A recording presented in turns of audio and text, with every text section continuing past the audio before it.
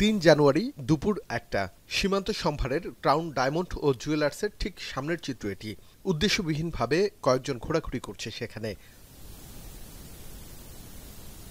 হুট করে চাদর বের করে কিছু একটা আড়াল করার চেষ্টা, সাথে সাথে কেউ একজন কাটার বের করে মুহূর্তে ভেঙে ফেলে দোকানের তালা।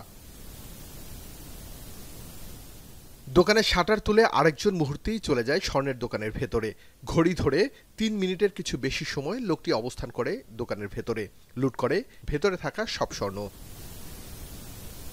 মোট ৮ মিনিটের অভিযান শেষে দোকান খালি করে ২৫০ ভরি স্বর্ণ নিয়ে পালিয়ে যায় সংঘবদ্ধ চক্র।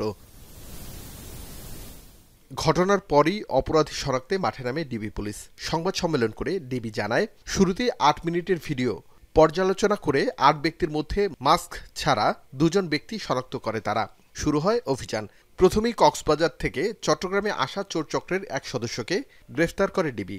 তার দেয়া তথ্য অনুযায়ী আরও ২জনকে গ্রেফতারের পাশাপাশি ৫০ ভরি স্বর্ণ উদ্ধার করে ডিবি পুলিশ।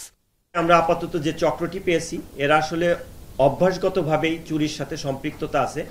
যারা গ্রেপ্তার হয়েছে ইতোপূর্বে আমাদের কাছে পর্যন্ত যে ডেটাবেস, সেই ডেটাবেস থেকে আমরা যেটা পেয়েছি যে একজনের বিরুদ্ধে ১৩টি মামলা, আরেকজনের বিরুদ্ধে ৯টি মামলা আছে। অর্থাৎ এরা বিভিন্ন স্থানে সোনার দোকান চুরি এবং মোবাইলের দোকান চুরির ঘটনায় ইতোপূর্বে জেলে গিয়েছে, ধরা পড়েছে, গ্রেপ্তার হয়েছে।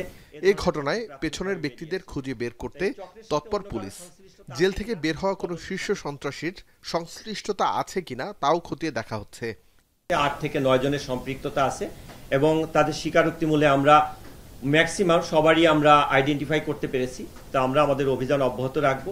আন্ডারওয়ার্ল্ডের সংশ্লিষ্টতা থাকুক আর আপনার ওপেন যারা আছে তাদের সংশ্লিষ্টতা থাকুক, আইনের আওতায় আসতে হবে। আমরা কঠোর ব্যবস্থা এই ক্ষেত্রে নিব। চুরির ঘটনায় অভিযুক্ত অপর ৫ ব্যক্তি ও ২০০ ভরি স্বর্ণের খোঁজে চুলচেরা অভিযান অব্যাহত রেখেছে বলেও দাবি এই পুলিশ কর্মকর্তার। আরিফ হোসেন, এখন, ঢাকা।